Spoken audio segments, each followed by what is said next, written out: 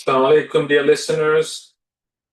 This is a question that we get quite often because, unfortunately, this is prevalent in many communities or states that we visit.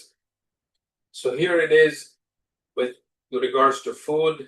If you're going to a restaurant as a Muslim, is it permissible to eat if the owner is a Hindu, but for example, they state that they serve halal meat? Are we allowed to go and eat there? Are we permitted to eat non-halal, non-meat options if someone is eating? So there's a lot of confusion about this. So I want to read out the response that was provided on this particular topic, and then inshallah Sheikh Mujtaba can help elaborate. According to the rulings of Ayatollah Sayyid Sistani, here is the Ahlul Bayt perspective on the question regarding halal meat and food. So question number one is that this is an Indian restaurant owned by a Hindu but serves halal meat. If they're serving non-meat items like dal or salad or vegetable, different dishes, these are generally permissible to eat. Food prepared by a non-Muslim who is not from Ahlul Kitab, which is the people of the book, such as a Hindu, is allowed as long as you do not know or are not sure that it was touched with wetness by them in a way that makes it najis. And as long as it does not contain anything forbidden, example, alcohol. In practice, for non-meat food, it is permissible without needing to inquire deeply, especially if there is no knowledge of impurity or haram ingredients. Although for precaution and for spiritual elevation, one can practice, precaution basic. Meat dishes, on the other hand, those items that even have fat or extracts from there, have stricter rules. And in those instances, it is not permissible unless you are certain that it is halal, meaning that the animal was slaughtered according to Islamic laws, which is by a Muslim with the condition of saying Bismillah, facing Qibla, and cutting and following all the rest of the slaughter rules that are out there. The non-Muslim owner's confirmation, in this case, the question is about the Hindus, it does not automatically make the meat halal if they just claim or serve it as halal. If the slaughter was not done by a Muslim or under the proper Islamic conditions, it remains not permissible. Simply calling it halal or sourcing it as such does not suffice unless there is certainty, unless you as a Muslim get confirmation and you're able to trust the source fully. Meat from a non-Muslim or without inquiry is haram if not ascertained as properly slaughtered Islamically. So you can eat there if sticking to non-meat options, but avoid meat dishes unless you have certainty that it's truly halal, not just the claim that it is halal. There is also some confusion about old rules versus new rules on the Hindu food. On this one, there really isn't been any major change in the rulings. The general principle has remained consistent, which is that non-meat food from non-Muslims, including Hindus, is permissible if not known to be najis or containing haram elements. Meat has always been the exception, which requires proper slaughter. And so maybe the context has changed, but there really hasn't been any change in that ruling. There was a question about one of the restaurants where they buy meat from a company called Gordon Distribution Company. So same thing, without a halal certificate or reliable verification, and only a claim that they are buying from a certain distributor, there is no certainty that the meat is halal unless a Muslim owner confirms or the buyer becomes certain after verification. According to Ayatollah Sistani's rulings, it states clearly, labels, claims, or packaging that say halal have no value unless they lead to actual certainty that the meat was slaughtered Islamically. If the producer, supplier is non-Muslim, and there is no assurance of proper Islamic slaughter, then it is not permissible. So I'll turn it to Sheikh, inshallah, to help elaborate on any of these, and hopefully we can bring more certainty on this topic. Once again, Assalamu alaikum wa rahmatullah. Thank you for facilitating this, and may Allah subhanahu wa ta'ala make it a platform for everyone to benefit, inshallah. We all benefit, including ourselves, through your comments and your further questions. Inshallah, it will be beneficial for everyone. The issue is quite simple, to be honest.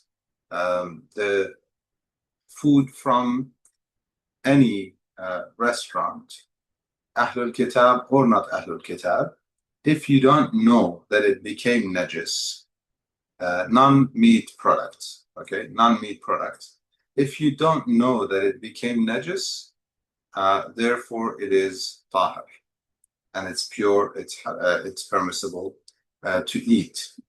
How could it become najis?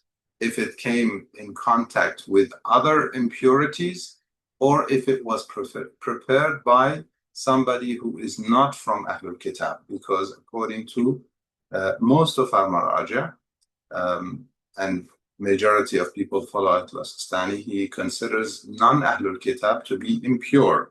Therefore, if they were to prepare the food and touch it in a way that moisture transfers from their hand to the food, then that is not permissible. That food becomes impure, najis, and therefore it cannot be consumed. But if I don't know that they touched it, if I don't know for sure that that najasa transferred to it, then jurisprudentially, according to Islamic law, it can be consumed. Now, again, I have to clarify. If people wish to practice precaution or take extra precautionary measures to make sure that it is pure, or to get a little more comfortable that it is pure, that is certainly fine, and precaution is the way to salvation. Al-ihtiyat sabilun najat. But we cannot mandate it on people that you have to take those precautionary measures.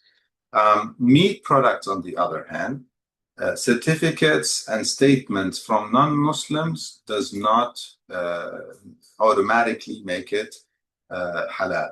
So if you are to consume any meat product, you need to either be certain that this meat is halal, or a Muslim tells you that it is halal.